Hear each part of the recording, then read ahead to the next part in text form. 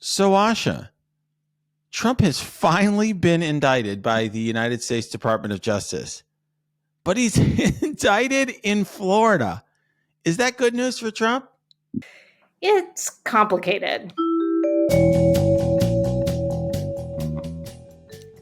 I'm Asha Rangappa. I teach national security law at Yale University. I'm a former FBI special agent, and I'm a legal contributor for ABC News. And I'm Renato Mariotti. I'm a former federal prosecutor, a practicing lawyer, and a legal analyst. And we're here to help you understand topics that can't be boiled down to a soundbite or a tweet. Wow, Asha. I knew we knew this day was going to come, but it's kind of a big deal. Kind of a big deal. I feel like dancing. Oh my God. Okay. Like I just feel like we need to add, I know that there's still a long way to go, but I don't know, maybe the inner cheerleader in me, I have a lot of energy that I need to get out.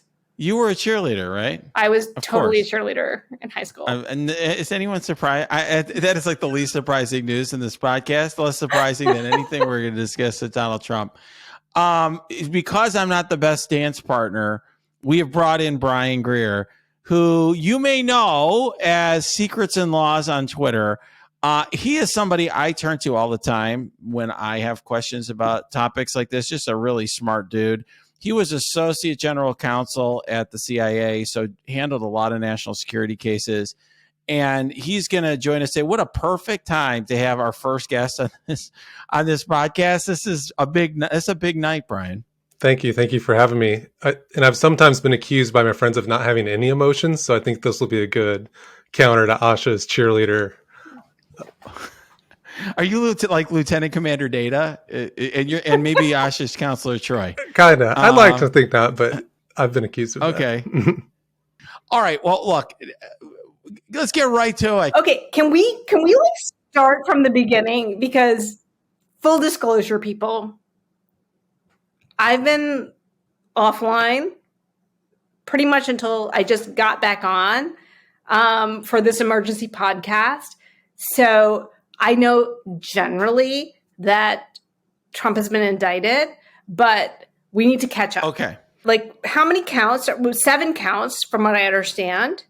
That's what's been reported. That's what's been reported. Yes. He's been notified, or his lawyers have been notified, that he's been indicted. This is sort of similar to the New York situation, where he's been notified that there is an indictment involving 7 charges, but we won't know exactly what they are until he appears for the arraignment in Florida. And they're all coming out of Florida. Is this right?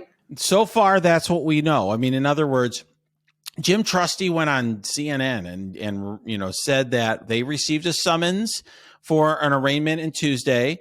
I should note it's almost 11 o'clock Eastern on indictment day on Thursday, the 8th of June.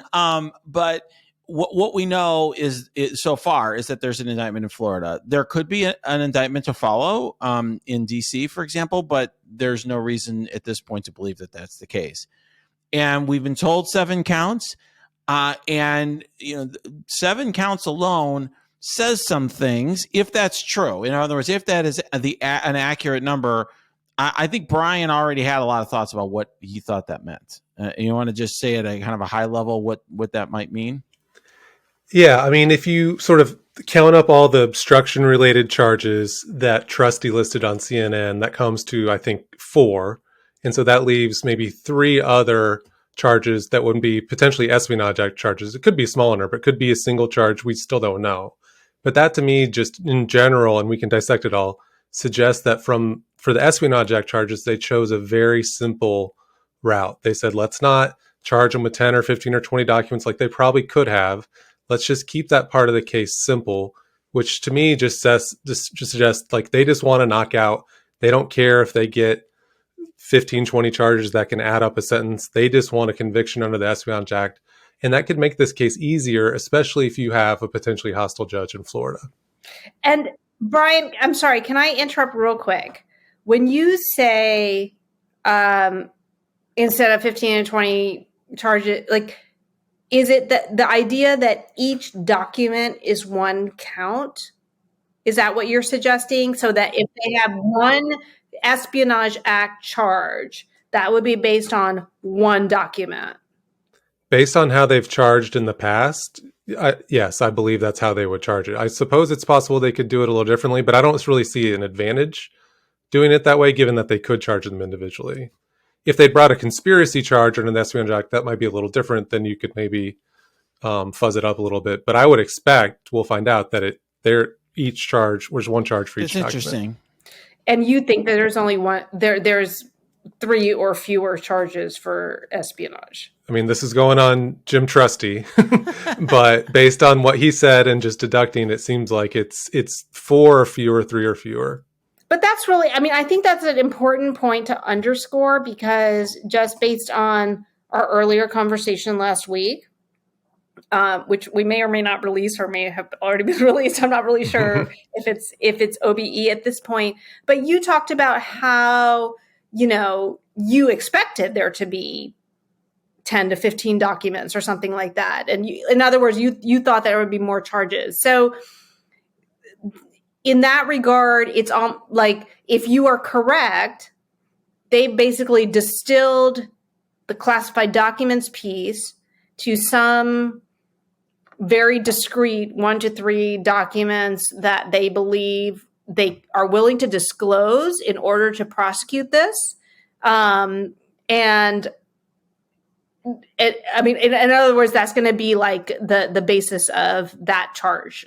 For sure. And I think the question is why, right? Which eventually we'll find out, although maybe we won't. But, one theory is, we've talked about the search for the Goldilocks documents, right? Like these perfect documents that are not too sensitive, that they can't be disclosed, but not too boring.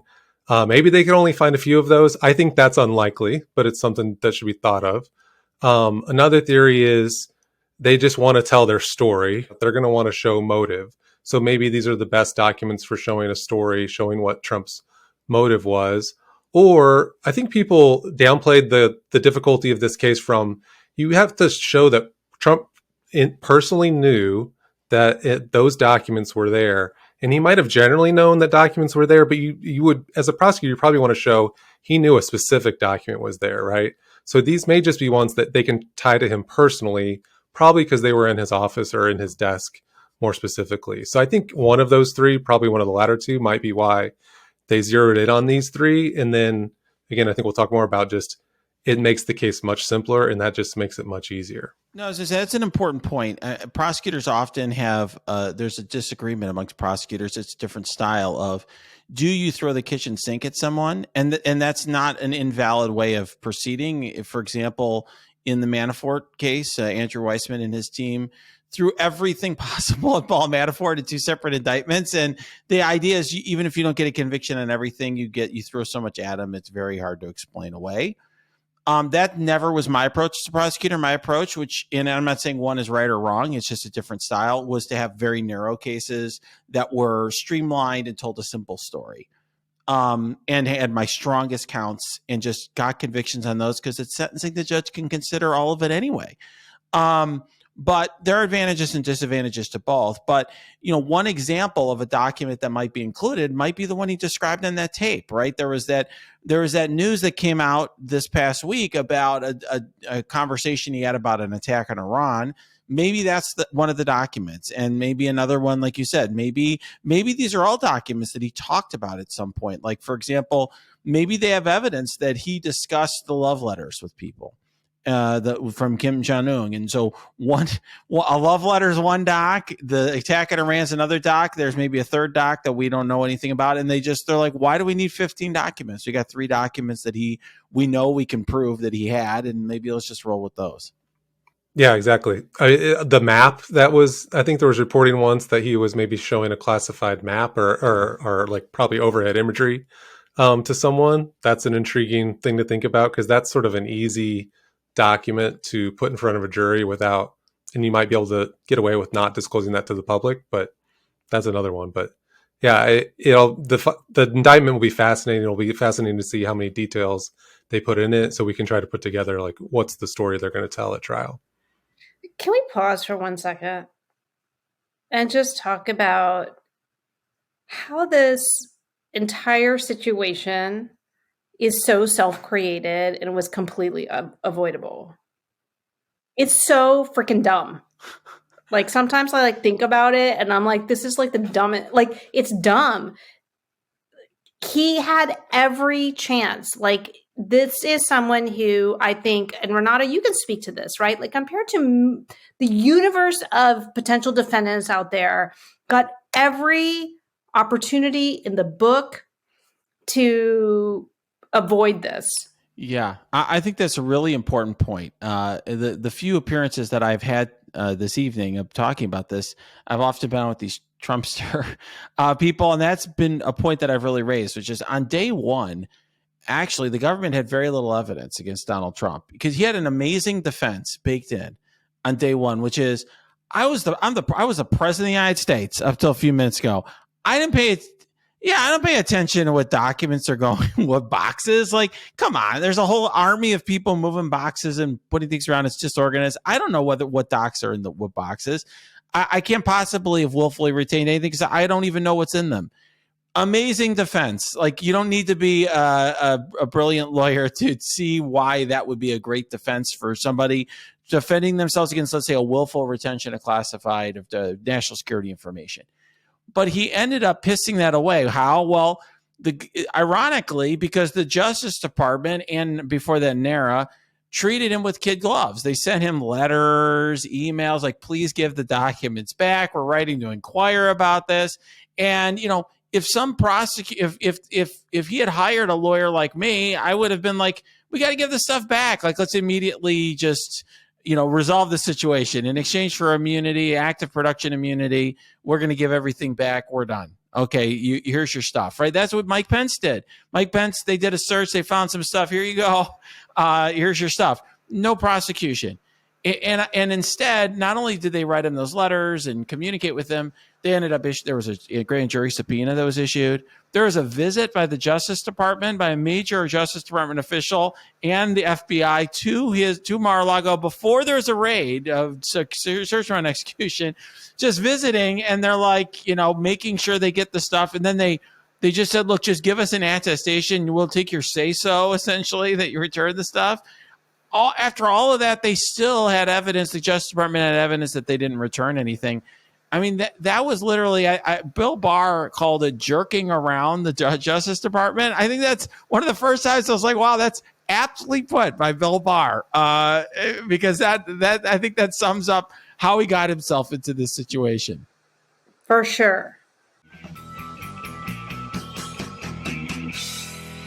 So what happens now? Well, there's going to be an arraignment on Tuesday, and the judge, or typically in a typical case, and Brian can speak, you guys often hear me talk about how criminal cases go. I handle a lot of criminal cases. I'll be meeting with the DOJ tomorrow, most of the day for one of my cases. But I don't handle a lot of national security cases. I had a case that turned out to be a national security case, but I didn't do a lot of that work. In fact, by the way, when I was federal prosecutor, we used to tease the people in the national security section because they didn't actually try many cases or go to court much. They'd send subpoenas and, I don't know, write memos or something. I don't know what they're doing. We would tease them about it, but they certainly weren't going to court much. And Brian, there's reasons why these cases are difficult to have in court. And there are often steps, for example, getting clearance for attorneys and so forth, that you have to do that and then make that process longer. Can you tell us a little bit about some of those steps? Yeah, so let's pick up like after the arraignments happened and everything like that. So next things that would happen are the Trump attorneys will need to get cleared. I know some people might be saying they should never be cleared. They're not trustworthy. They will probably all be cleared absent some, very troubling thing in their background. DOJ believes people should be given their attorneys of choice absent some extenuating circumstances. That will probably be done relatively quickly, given the need to move forward quickly. Then the Classified Information Procedures Act will kick in, which is a statute that governs discovery of classified information. The parties will put forward what's called the SEPA Section 3 protective order in the case. And that's got to be entered and agreed to by the judge before any of the classified discovery is pushed out. That will be the first sort of round of litigation over what it says, what the restrictions are, things like that. Once that's signed, then they'll start pushing over a bunch of discovery, and then all the litigation will start over the scope of discovery, what they might be withholding, and then eventually there'll start to be a lot of discovery about what the trial will look like. Yeah.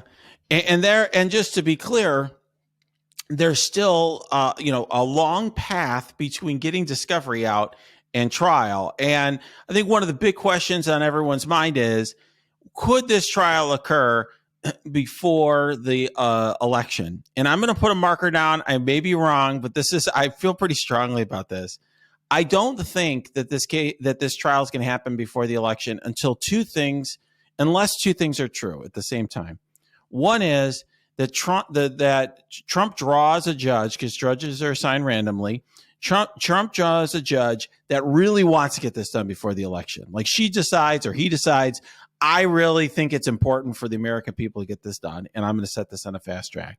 And two, Trump's attorneys don't pull out all the stops to get this done. Because I will just say, as somebody who, when I was a federal prosecutor, I had a guy take years to get to trial in secret. I did not realize at the time he had figured out a way to escape from the facility he was in. So he'd been working on his method of escape. So he literally took a year. He delayed the case for years by rapidly firing and attorneys right before trial and doing all sorts of crazy stuff.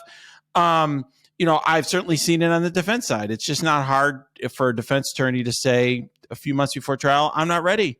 I can't possibly try this case. I will be constitutionally ineffective if I go forward. I'm not able to review the discovery, whatever the defense attorney can say, or if Trump fires his attorneys or whatever to buy time. If they have to not do that stuff in order for this to happen before the election, because there's no way this case is getting tried in October or late September or something like that, right before the election itself. It's also not going to happen right around the time that the Manhattan trial is February or March. So it's got to be in the summer, basically a year from now. I just think that's very, very optimistic. Can we pause for a second and talk about the fact that all these charges came out of Florida and what that means and why? Don't you think that also impacts this question, Brian? Yeah, because almost certainly the judge who's going to be assigned to this case probably does not have, unless it's someone who's been on the FISA court before or maybe has been a national security prosecutor, they will not have experience in handling classified information. And that, I think, alone makes them go a little slower with this, just given the unfamiliarity. I need the audience to understand this could be Judge Loose Cannon. Yeah, is it the right division, though? Let's all pledge that we're not going to contribute to the conspiracy theory of the assignment wheel Twitter that's about to come out as soon as this case is assigned to a judge like we had before. Let's not contribute to that. I have to tell you, if she gets it, I will lose my mind. You will flip your S. Won't you?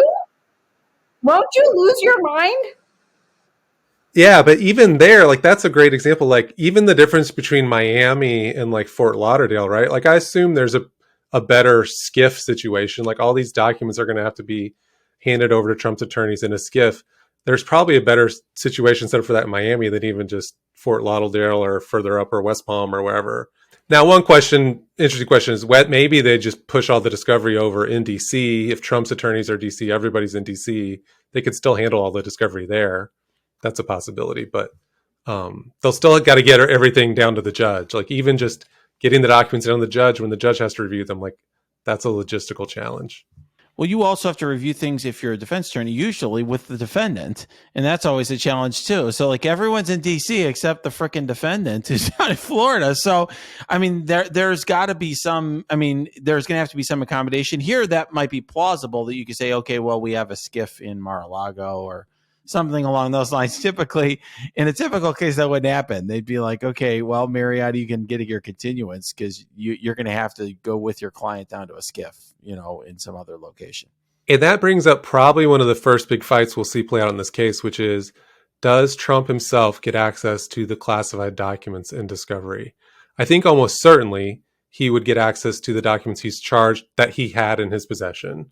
I think that's a given. So he's already seen them.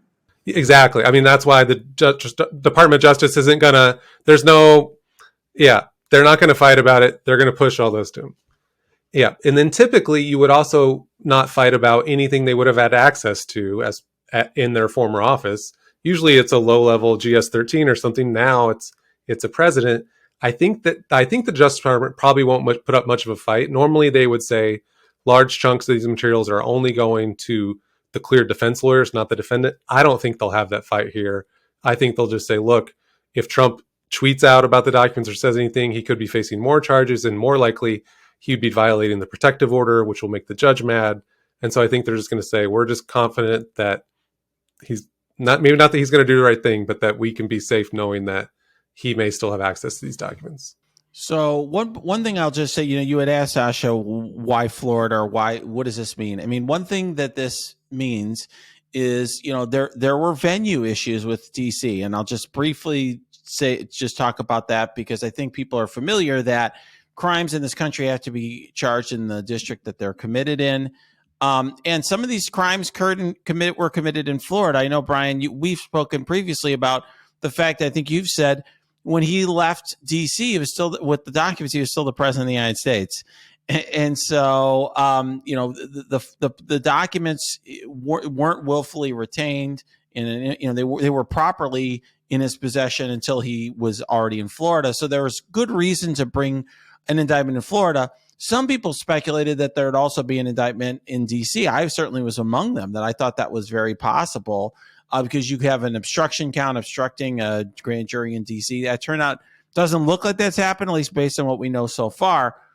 One thing it means, though, is, and this is interesting because there are a bunch of tools that the Justice Department could use and often uses to try to restrict access to classified materials in these sorts of cases.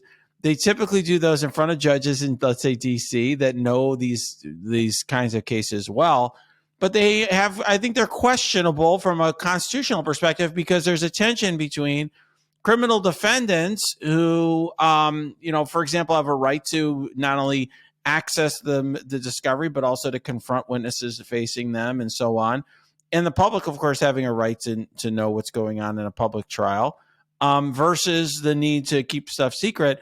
I think it seems to me like they're going to go the route, as you kind of hinted at, Brian, of just saying, you know what, we're gonna let this stuff out and or make it declassify it, because otherwise they would be raising questions about procedures that that ultimately might get overturned in a case like this that they make use of all the time when they prosecute, spies and so forth.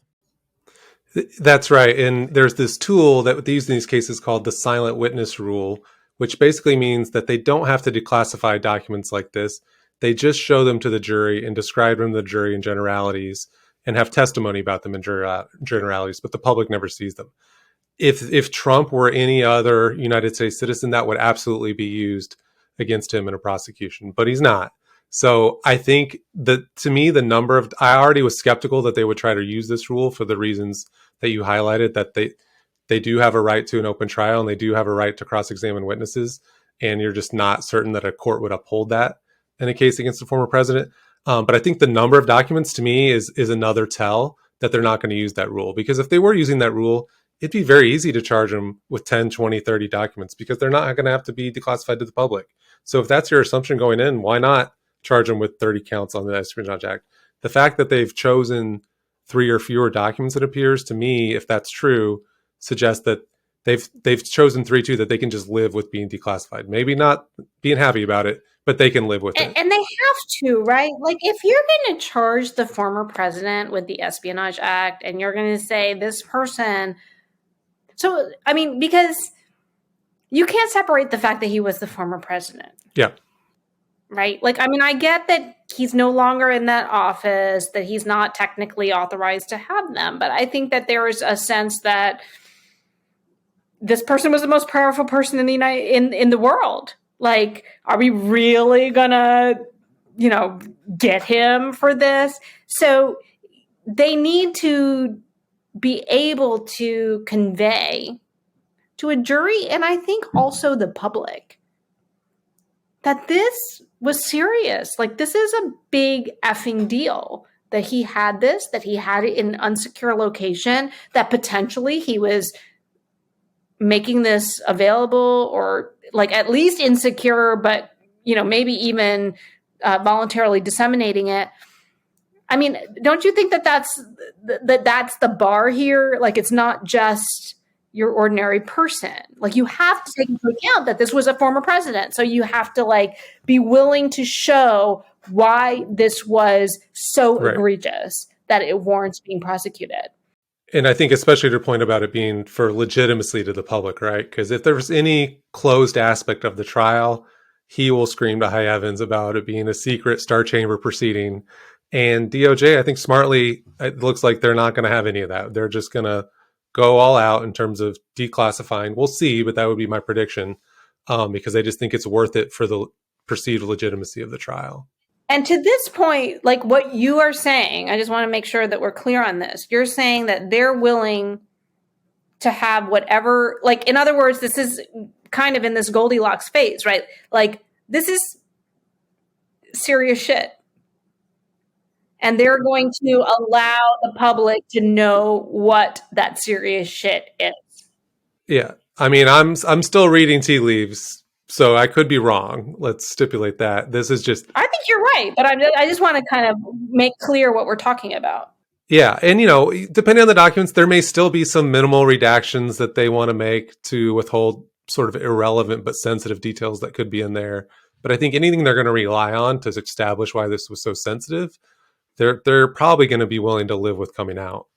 And then does that streamline a bunch of the stuff, I guess, is the question. Yeah. Yeah. One point about the indictment. Normally in a case, you would have a big fight between the intelligence community and the DOJ about how many details you put in the case. And we at the agencies would say, don't put that many because this case is probably going to plea out, right? So let's just fight another day. Here, I think we all agree there's zero chance of a plea. So DOJ is probably just saying, let's just get it all out there now. I think they'll still probably pick a middle ground. But then to your other question about the speed, that's where I think this is super advantageous of, even on a narrow case, the classified discovery can be quite voluminous in these cases. And by just narrowing it to these 3 or less documents, maybe, that's going to be much, much easier to comply with their discovery obligations, to get it all out to him. Maybe they have it ready to go. I kind of doubt it, but maybe. That they could push it all out and move that trial forward much quicker. Yeah, I'm sure that's part of the calculus, is to, make it so that you could have a trial quicker. I mean, I think one possibility at the very least is that DOJ can say, we are willing and we're ready to go to trial on X date or Y date in these months, so that this way they can at least say it's his option to do it later if he wants to. Like, we'll get him to discovery, quickly. We're going to do this process quickly enough and in a streamlined way, so he has the option to clear his name before trial if he wants to. But I do think that may be part of it. I will say, though, that I do think the selection of the documents is awfully important. I mean, if there is a potential misstep that the DOJ could make, I mean, one misstep would be to so narrowly choose the universe of documents that you select documents that not everyone can agree are very serious. To go to your point that you made, Asha, this was the president of the United States. I think they better be really serious documents. An Iranian attack plan, that sounds very serious. Nuclear secrets, that sounds serious. But if it's going to be his love letters with Kim Jong-un, I don't know. They better be pretty interesting love letters. I think that's the sort of thing that might go both ways. So I do think that the choice of documents is going to be important. And by the way, that's not just a political judgment on my point. On my part, that's actually a judgment that I would make as a trial lawyer. And here's what I mean. Indicting in the Southern District of Florida, you have to understand your jury pool. And this is something that prosecutors think about all the time. and defense attorneys do. If one of my clients is indicted in the Circuit Court of Cook County, which is Chicago and there's a few other little towns, it's a very different jury pool. It's a much more diverse jury pool. It's a much more pro-defendant jury pool than the Northern District of Illinois, which is one of the biggest districts in the country because it includes not only the whole city of Chicago, but all the suburbs, which are less diverse, let's just say, and more pro-prosecution, less pro-defendant. Well, Southern District of Florida, not as anti-Trump, let's say, or pro-DOJ as District of DC. And I think you want to convince those jurors that there's something serious going on here to reduce your chances of a single holdout who's like, this is BS. They got Trump on keeping his love letters from Kim Jong-un. Those are personal letters. Those aren't classified. One point I think it's worth making is some listeners may be disappointed in the small number of Espionage Act charges, thinking he's getting away with, the 300 plus that he's not being charged with. I would caution against that. One, I certainly think at a trial, when we're hearing about obstruction and all those obstructive acts, you will hear a lot from DOJ about the volume. And then even more so, and Renato, I'm sure you've had experience with this at sentencing, right? Like if he's convicted, then it moves to the sentencing phase. You're going to hear a ton from the Department of Justice about how many other documents he had there as some sort of aggregating factor. Defense lawyers would then argue that maybe you can preview the arguments they'll make about why those shouldn't be taken into account, but that'll be a big fight at sentencing is how much should those other documents be taken into account? Right. One of the features of our sentencing system, federal sentencing system, is regardless of the charges, you can essentially be it's sentencing. The judge has to take everything into account. And for federal sentencing guideline purposes, there are some restrictions on that. But if it's part of the same course of conduct or same plan, then a common plan, the judge can take that into account. So whether you charge him, you could charge him, let's say, on 100 counts. He gets acquitted on 99, convicted on 1. The judge could consider by preponderance of the evidence all of them. And this sort of stuff happened all the time. The Justice Department, would pick us, and I did this. I said I was the guy with the narrow indictment. Like, I'll just get you on this one little piece that I got it really strong indictment, evidence on, and then I'll just wrap in all the rest of the stuff at sentencing. And under statute 18 U.S.C. 3553A, the judge is required to consider the nature and circumstances of the offense, which is just everything. So of course the judge is going to consider all that. The other thing people have to understand, too, is for that reason, prosecutors in the United States think of it. I mean, there was a saying in my office that some people said, one defendant, one count, which means you indict a person with 15 counts, you get a conviction on one. That's it. You're good. You're good as gold, because unless you have like a low statutory maximum, you're going to be fine and you're going to get the sentence you want to get as a prosecutor anyway. You could say, by the way, I mean, I think a lot of people, and I have some sympathy to this argument, say that system is unfair. Ironically, it's done in part to take power away from prosecutors, because if the prosecutor can control the sentence by the number of charges that they bring, then they gives them a ton of power in plea negotiations. Whereas in the federal system, regardless of what the prosecutors do, the judge is going to make whatever determination in sentencing anyway.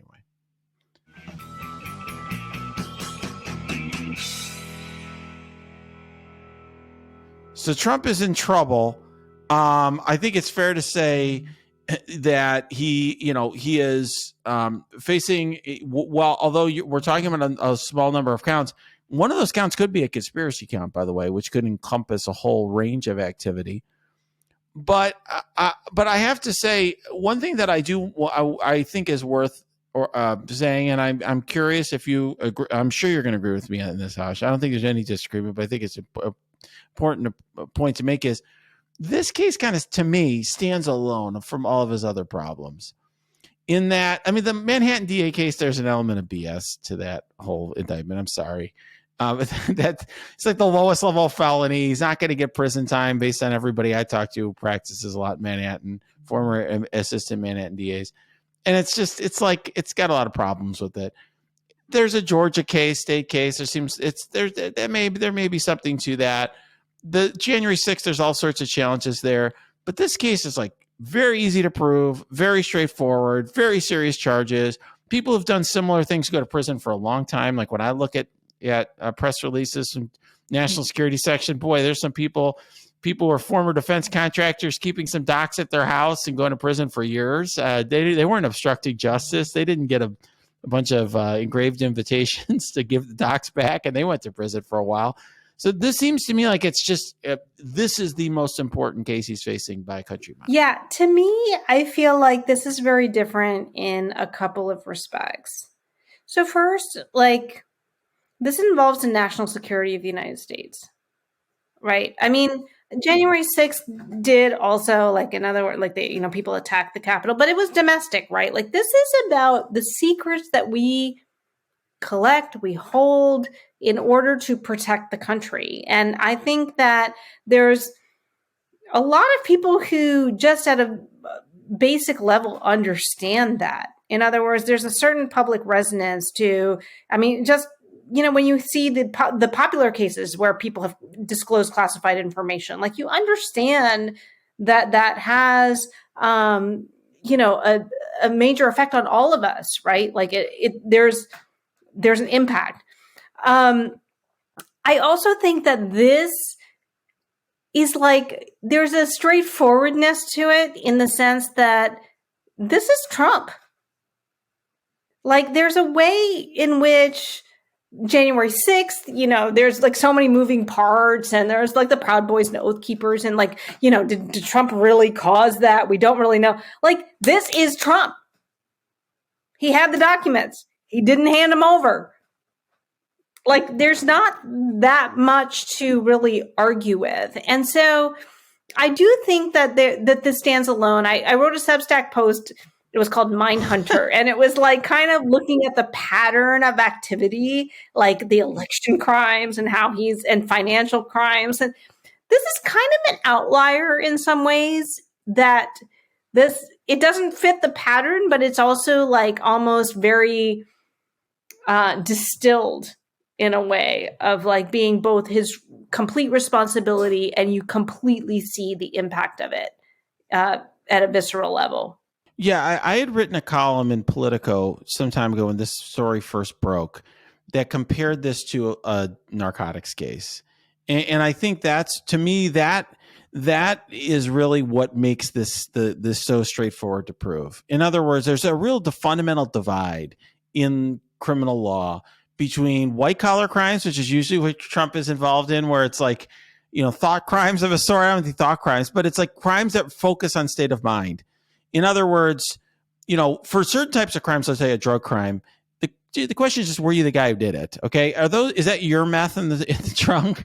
Are you the guy at the bank with the mask and the gun? Like, there's never a defense like, well, I didn't intend to rob the bank. I just happened to have the gun and a mask on in the bank with a note saying, give me your money. Like, there's no defense like that, right? Either you're the guy at the bank or not. Either you're the one with the drugs or not. You're the guy with all the cocaine. So those cases are all about identity. But the white collar cases are different. When you start moving into being a white collar prosecutor, it was like a whole new ball game for me when I went in and focused on that, because it's all about proving intent to defraud, proving corrupt intent for obstruction, whatever it might be. It's all about proving what's in the head of the defendant, which can be challenged. We all know this guy's the CEO of a company. We all know that he was the one who was, whatever. Doing this activity, making loans or whatever it was. The question is, what did he intend when he signed these documents and so forth? This Trump case is very much in the first category. Like, you got classified documents in your trunk. Like, it is what it is. Like, that's it. Like, there's no like thought process to it. So yes, I agree. Like, they have to show he actually knew he had him there, and that may be why we have a narrow number of counts. But like, come on, like, I mean, at a certain point, like, I just don't think there's serious question here that he knew he had the docs, and so that's why I think this is straightforward. Like you say, he's a dumbass, and I think that's the case. You just gave me a very bad flashback to Judge Cannon's ruling. Remember when she said something about this isn't like a case where someone had a bunch of cocaine lying about or something like that. It kind of And is. kind of is. Yeah. It's like yeah, it actually, look at the picture. It is. This actually makes me think of what you said about SEPA. So, like, if this were to be assigned to loose cannon, at least under SEPA, some of these, like, if she were to rule in favor of Trump on, like, some of these, like, early preliminary issues, those can be appealed immediately.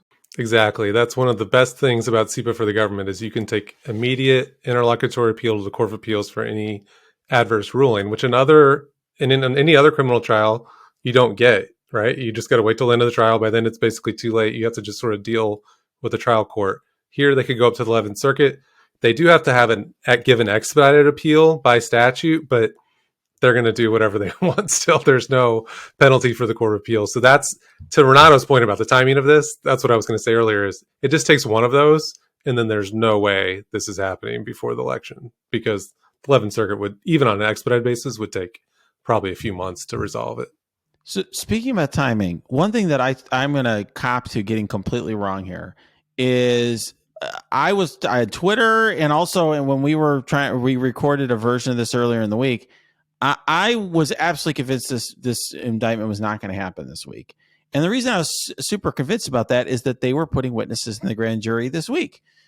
In Florida, there was a Trump spokesman who's came out there and said, I testified today in the grand jury. And Mark Meadows reportedly testified earlier this week as well. And in terms of what that means, I mean, I think the only takeaway I could get from that, it's very unusual circumstance, by the way, to be putting witnesses in the grand jury like that are hostile, like the Trump spokesman who's like tweeting out about how he still is true to Trump and this and that. Then turn around and indict the same day or the same week. But I think what happened there, in that case, they probably were locking that guy out. In other words, I used to do this with the girlfriends of the bank robbers and so forth. Let's just put them in the grand jury, see what they're going to say, and just lock in their testimony. So whatever lie, they don't have more time to come up with different lies. Let's just get whatever the lies are and just get them locked in. So that may have been what was happening with the spokesman. Just lock out all these people. Like, hey, did he wave his hands in front of you and say it's all declassified or whatever? And then as to Meadows, maybe his testimony is more about January 6th and so on. In other words, they may have tied up a loose end or two with him there, but a lot of maybe there's still a January 6th investigation that apparently is ongoing. And maybe they made the decision. I mean, maybe one thing this says is they're not sure if they have enough to indict or to wrap up on January 6th, but they did not want to delay the Mar-a-Lago case because they got the goods there. And they wanted to at least give him the opportunity to get this thing to trial before the election if he really wanted to do it. Those are all very good theories to me. Another thing I think, right, there could be witnesses who they've interviewed, the FBI's interviewed, right? But it's still better to have a transcript of what they said as opposed to the FBI write-up of that. So that may be another thing. Yeah. Yeah. Having the grand jury, the other thing with the grand jury transcript, you can always be like, you took an oath to tell the truth, the same oath you took here today. You do all this stuff on cross-examination. Yeah. It sounds much better than just like, you talked to these FBI agents and, well, they wrote the report wrong and this and that.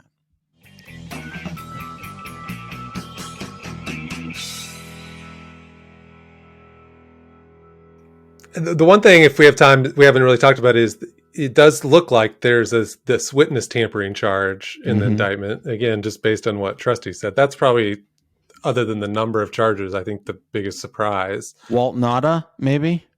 Yeah, not a surprise that Trump would try to tamper with a witness, but just that DOJ has the goods on that. Yeah, I think that Walt Nauta guy maybe flipped something along those lines. That'd be my suspicion there. We'll have to see. Obviously, I'm not 100%. I can't be 100% sure about anything like that. But can we quickly talk about the reporting that Nauta's lawyer accused Jay Bratt of prosecutorial misconduct? Yeah, so there's a report, I think, from NBC that Jay Bratt met with Nauta's lawyer and was encouraging him. He's the head of the counterintelligence section. Am I right? Yes, he's the chief of the counterintelligence section.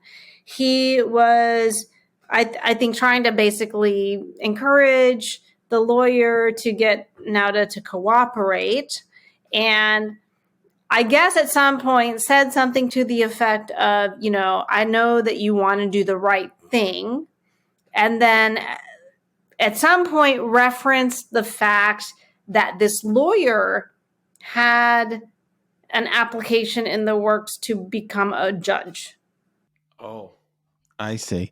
So the suggestion is that Biden will appoint you to be a judge. They're claiming that he is intimating that Biden would appoint him to be a judge if he did XYZ. Right, like that his application would be viewed more favorably if he were to get his client to cooperate, etc. So this has been alleged by, I guess, this lawyer or whatever. Does he still represent Nauta? He does. So yeah, the innocent explanation, it sounds like that was in the pre-interview chit chat you might have of, hey, what's going on? Hey, I saw that you applied for this judgeship, as the chit chat. I'm not saying that's the case, but that's one. I think there was some suggestion in the story it could have been that. And I think it was in the context, again, according to the story, that, look, I didn't take you for a Trump guy. In sort of the same vein to the lawyer. Jay Bratt was saying this to the lawyer.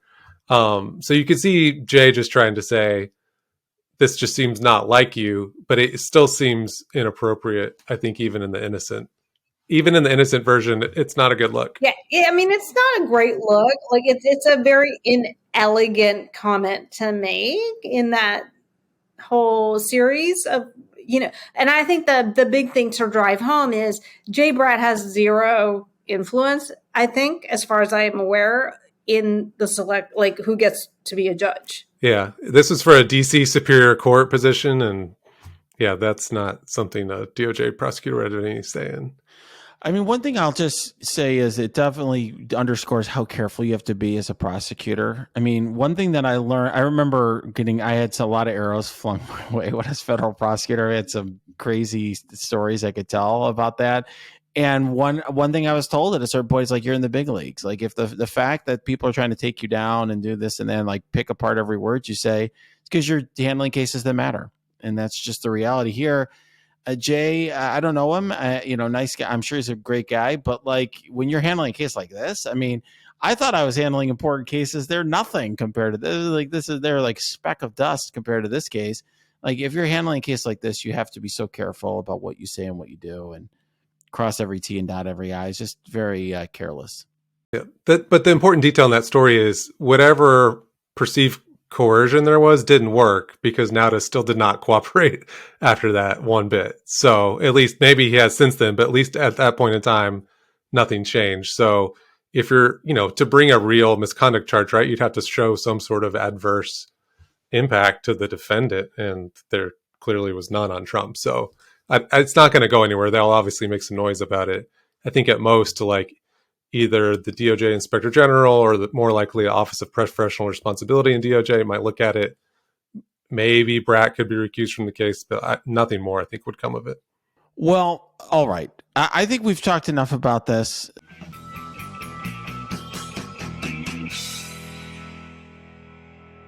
So before we go, I have to say,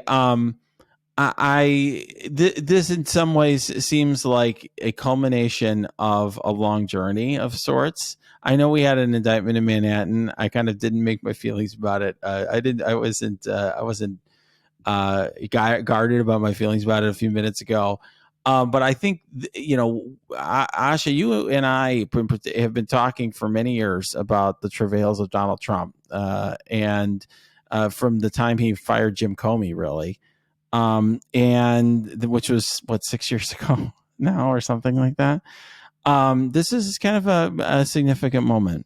I'm so glad that you mentioned that, Renato, because I was thinking, I feel like there's, like, many people, maybe not everyone, kind of remember where they were and how they felt when Donald Trump got elected president. I personally had hosted a Hillary party at my house. Oh my. Yeah, and I was at the Tammy Duckworth victory party on election night. I sped home because I was like, I can't hear what's going on, but it doesn't look good. I need to get, everyone's celebrating here. I need to get home so I can hear what's actually happening. I had gone that day in my pantsuit with my children who, I mean, how old were they at the time? 2016. Like 10 and 8, we'd gone, and we went and voted, and I actually kept them up for this like party or whatever. And then like around 9:30, I sent them to bed.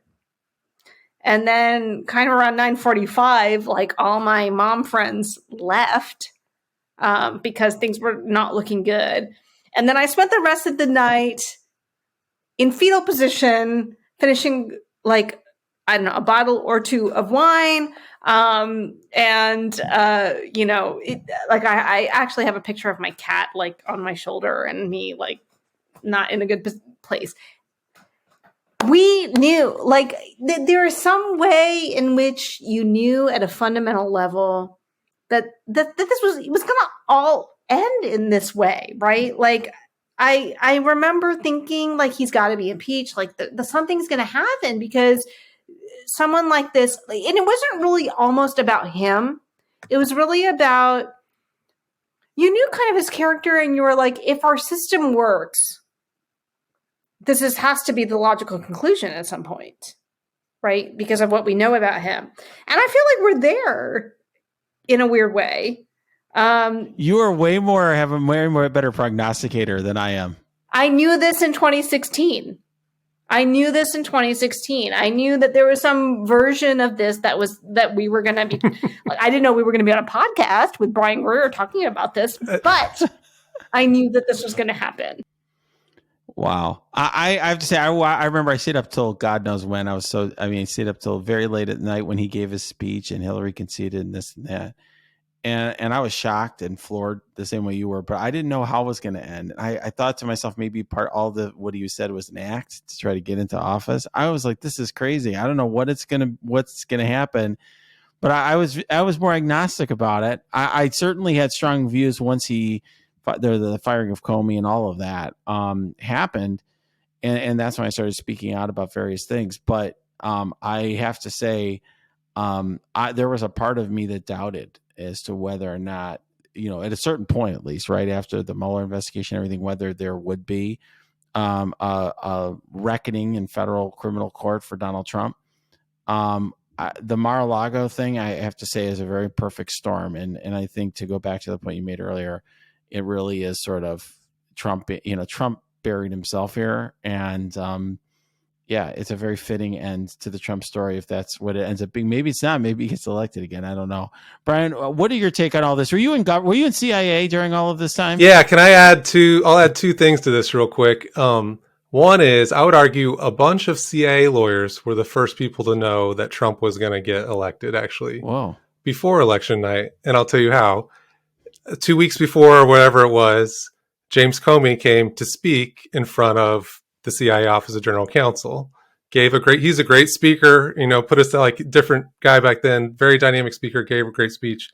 And at the very end, someone asked him, can you give us an example of like an ethical decision you struggled with in your life?